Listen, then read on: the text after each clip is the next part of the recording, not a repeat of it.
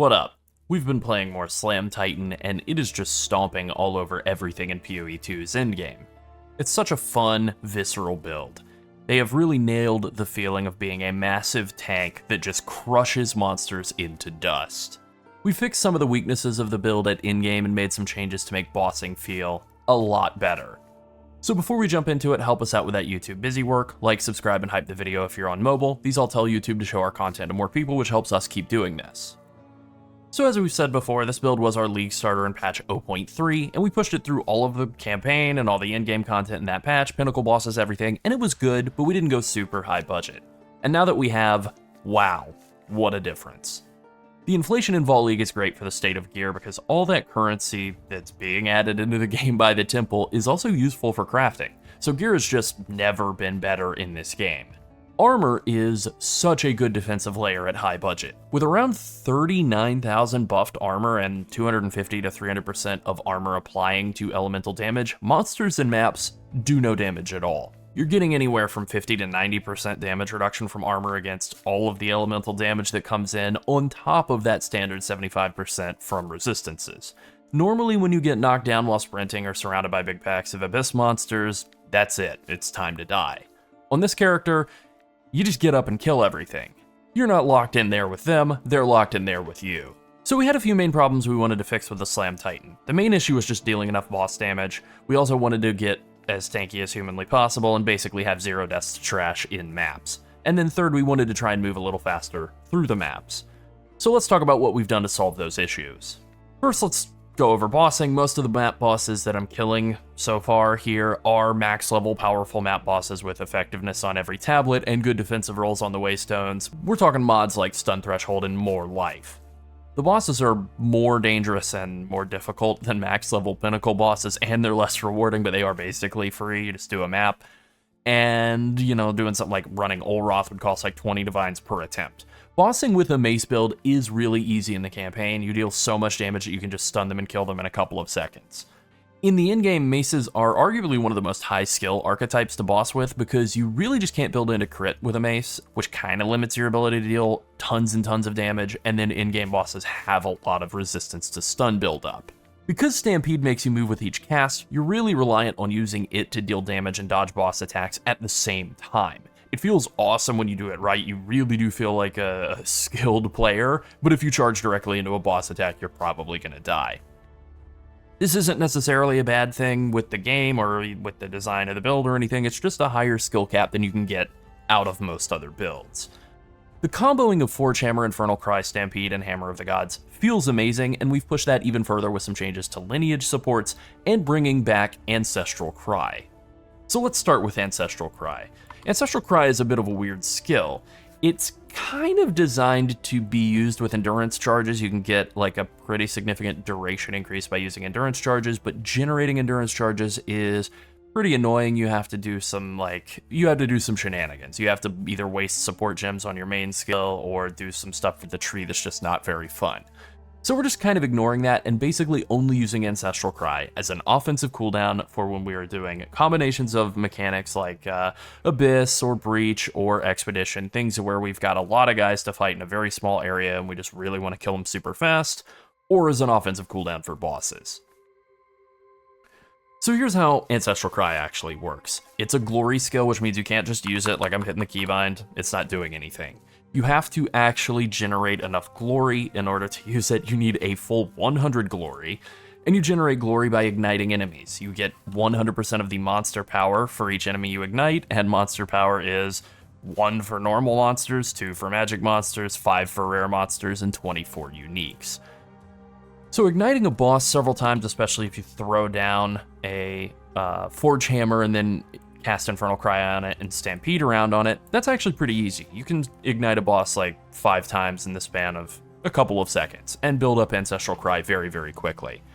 Once you do, every single one of your attacks that you use while Ancestral Cry is active will be empowered, and these will benefit from the Fist of War rank 3 support. Even though they don't show the jade crystals, you actually visually turn into Calm, King Calm. You turn all fiery and you have the cool tattoos and stuff. And something visual happens with the slams. You're not getting the cool jade crystals, instead you're getting something else that's kind of hard to see. But you do still get the same increased radius, and that applies to all of them rather than every other like you get out of the standard setup as a Titan.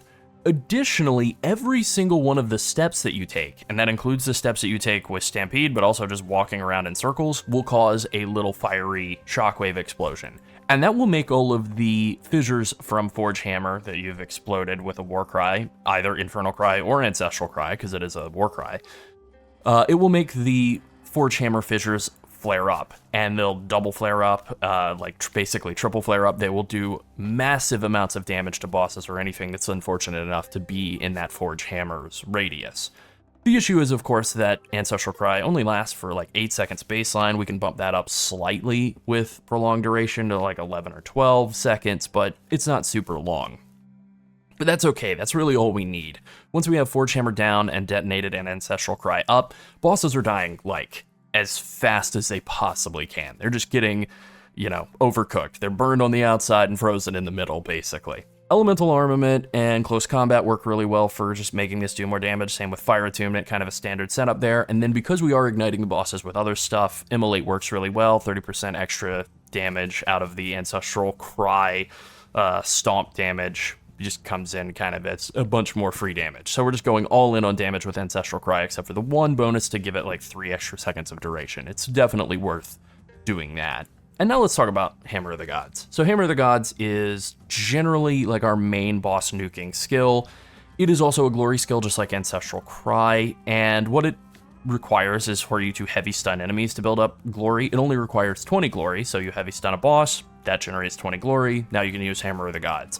The issue is that once you've heavy stunned a boss once, they're going to be a lot harder to build heavy stun up on. You're basically going to have killed them by the time you get a second heavy stun built up on them, most of the time.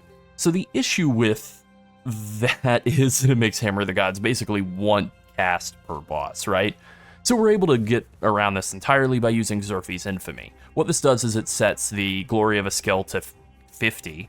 You can use this on non-glory skills, like you could use it on Sunder if you want to make Sunder bad, but you can't use it on Ancestral Cry. It won't lower it down to 50 from 100, but it sets your Hammer of the Gods to 50 glory required, and then it makes it so that in addition to getting glory from stunning enemies, because you still get 20 glory on stunning a boss, not 50 though, still only 20, you also get glory from spending life on other skills. So we're playing a blood magic build, so we're spending on life on everything.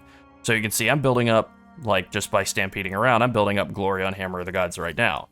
And after I've cast like 5 stampedes, I can Hammer the Gods freely. So what this does is it allows us to cast way more Hammers of the Gods on bosses than we did before, and then also as a final little bonus, 50% more damage. Absolutely insane. 50% increased area of effect.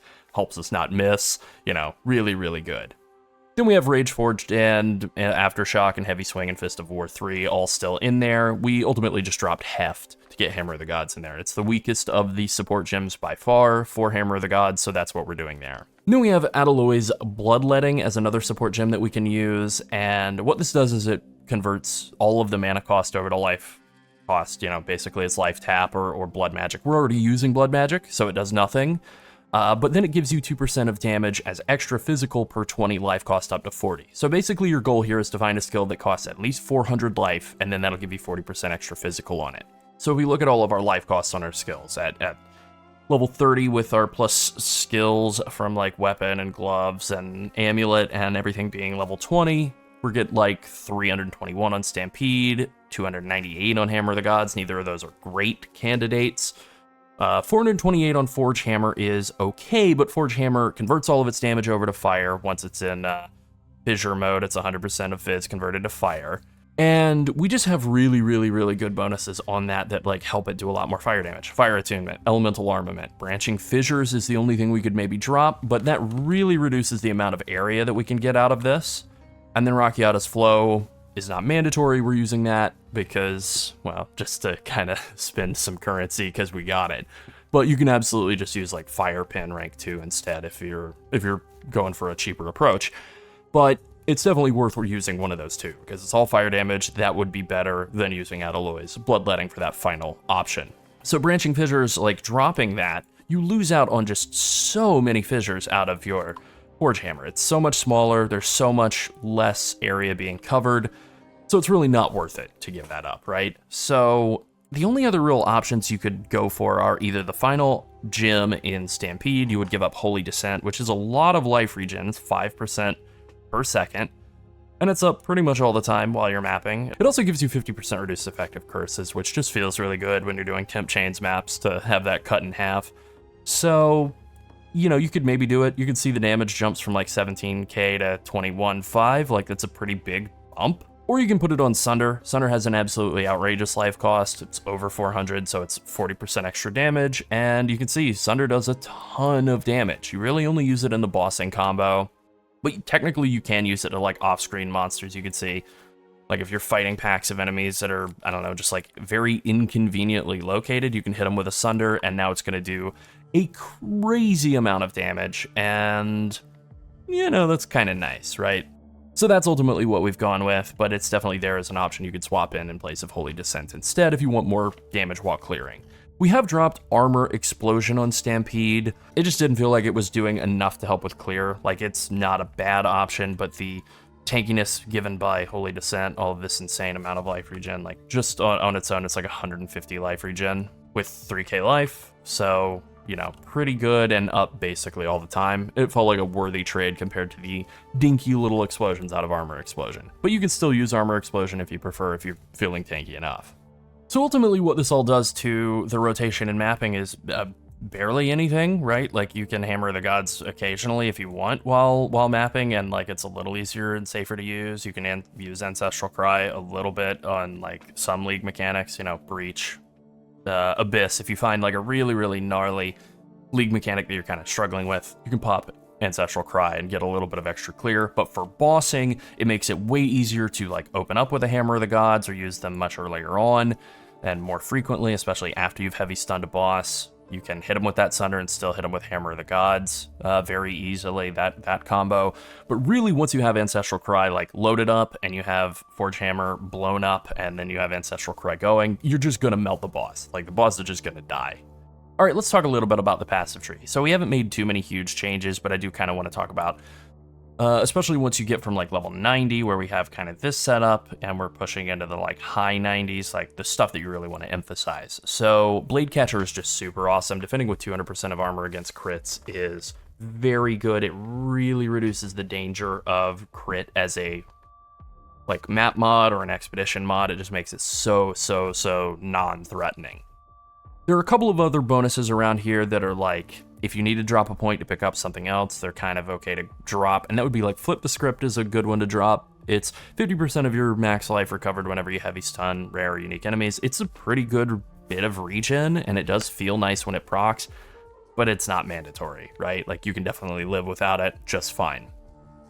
Aftershocks, getting increased area of effect also feels nice if stuff gets like kind of knocked and stunned and stumbles away from you, and then the aftershock goes off. It's pretty much guaranteed to hit them. Or if a boss moves, the aftershock should still hit them. Like, that's all good. But on the other hand, you do have huge radiuses, radii, whatever, on your explosions, you know, all of your attacks. So like, you don't really need aftershocks getting extra area of effect, but like, you know, those are kind of the 2 points that you could really stand to drop. Flip the Script and Aftershocks are both like kind of droppable. Similarly made to last, it just doesn't give you that much recoup. Like, it's a good chunk of armor out of these 2 points, so it's definitely still worth taking eventually. But these 2 points are like kind of your lowest priority defensively. One set of points that is really good to pick up kind of once you get into the like mid 90s is this path up to Unyielding. You can go the right side if you want to be like a little bit more economical with points. This is just a bit of slowing potency reduction. The attack speed is better, obviously, for damage, for getting through maps more quickly with Stampede. You know, the movement speed of your Stampede is going to be tied to like your movement speed and your attack speed. So getting more attack speed is always good. Unyielding giving you 15% attack speed if you've been hit recently. You usually have, and that's a huge amount of attack speed. The little bonus to attack speed at the bottom is also nice. And then, you know, anything to reduce the slowing potency of things like Temp Chains and Chilled Ground is always good. And then one final thing that we've taken out of all of the trees is just any of the weapon swapping stuff, because really we just never found that we were actually swapping over to weapons. We had just like some shield related stuff for weapon swapping and like moving a little faster, and we never really used it. We always got a bunch of questions about it, and it was like, we wrote a bunch of answers to them that people don't read because nobody ever reads anything, including us. So like, yeah, just better to take it out. And the plan is that when axes are added into the game, that's when weapon swapping will actually make a lot more sense. It'll probably simplify a lot of the bossing related stuff too. Like that's definitely high on the wish list. For us, in terms of just like what we'd love to see in patch 0.5, adding in Marauder and axes might make Warrior and Titan slam stuff make a lot more sense. But we'll see, we'll see when it happens. All right, now let's talk a little bit about some of the gear that we have here. So I'm just gonna run through all these pieces. Getting a weapon with a lot of physical damage on it can be expensive if you just go buy one. It's definitely better to craft, starting with like a good base and then just doing like essence to add, starting with like a high increased physical damage magic base, essence to add flat fizz. You just basically have to use desecration in order to get like either hybrid increased fizz or flat fire damage, maybe. And then you can use essences to kind of finish off. If you can get attack speed, that's great. There are definitely more expensive crafting methods, but like this weapon, the base at the time was maybe like 15 divines or something, like not cheap, right? But like if you were to go buy a weapon like this, the rest of the crafting materials were nothing. Like, this costs like 16 divines with a 15 divine base to make this weapon. And if you were to go buy one directly, it would cost 300 divines. So this wasn't the only mace that I crafted in the course of making this one. I did try with several different attempts, and some of those sold for quite a bit. Some of them sold for less than they cost to make, but ultimately, like, that's the approach. If you really want to make a nice weapon, it's going to cost you quite a lot less than just going and buying one, but it will cost you some time and some RNG. As for gloves, you can get fizz damage added to attacks. You can get fire added damage to attacks as well as a prefix. Those are both pretty good. You can also just get like armor and life. Those are also good for tankiness. This is one of the only places you can get plus level of melee skills. Weapon, you can get it from essences or as an actual rolled mod. +2 out of gloves is great. +3 out of your amulet is also great. Those are the only sources of it, right? So we're trying to get armor applies to elemental damage in every single one of our armor pieces, at least like T2 or better. We even have this pretty fantastic body armor with an implicit, Warlord Quirus with an implicit armor applies to LE damage. Maybe you could find a better base with just like more baseline armor, but like we're going for kind of a combination of like increased armor, max life, flat armor on all of the defensive pieces, which would be like helm and body armor, both of those, and then trying to fill in with like armor applies to LE damage and resistances. And then once we have enough resistances, which we are a little over the cap, just trying to fill in with as much like strength and armor as we can, just to get more life out of suffixes, as well as getting life as an actual prefix. Getting strength to give life that way works too. Now, one of the things that we've gotten asked about a ton, by the way, is Giant's Blood. And the issue with Giant's Blood is it gives you a shield, right? It lets you use a shield, but then you lose half of the inherent life from strength. So you lose like a massive amount of life. You would have to run like 500 something strength, but then you lose basically all the life that you would gain from going from like, what are we at, 260 strength up to like high 500s strength. And that's not great. You gain an extra item in the form of a shield, but you have to give up like, basically you have to give up a suffix on every single piece of gear in order to get enough strength to do that, which is pretty massive as far as requirements go. And the way to get around that is just to use the Vertex Helm. So equipment has no attribute requirements. You can use that and that'll get you around that. The issue is this is a horrible, horrible helm for this build. Like, it has basically no stats of value at all. It has chaos res and nothing else. So you would just be trading a helm for a shield and then also losing a bunch of life. Seems like a bad trade. So we have opted not to go that way, especially because the main purpose of a shield is just to keep you alive from like basic attacks and monsters in maps. And it wouldn't really help you with staying alive from boss slams, and boss slams are the only thing that have killed this build in like the last several days of mapping.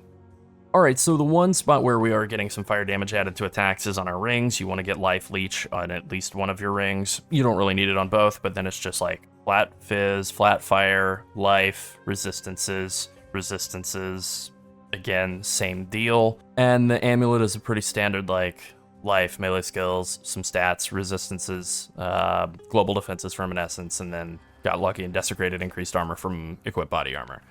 So the boots are the one thing that we've done to really improve our move speed through maps. We just went and got a very nice, juicy pair of very tanky 35% move speed boots, and then threw another Farrell's Rune of the Chase in there for another 5% move speed on top of it, and that has really helped a lot with the move speed, along with getting some attack speed out of like onslaught procs out of the weapon, and also like out of down here, the unyielding section of the tree. That has just really helped with zipping through maps very, very quickly. Same with Idol of Sirius, like that extra attack speed really does add up to a lot more move speed with your Stampede.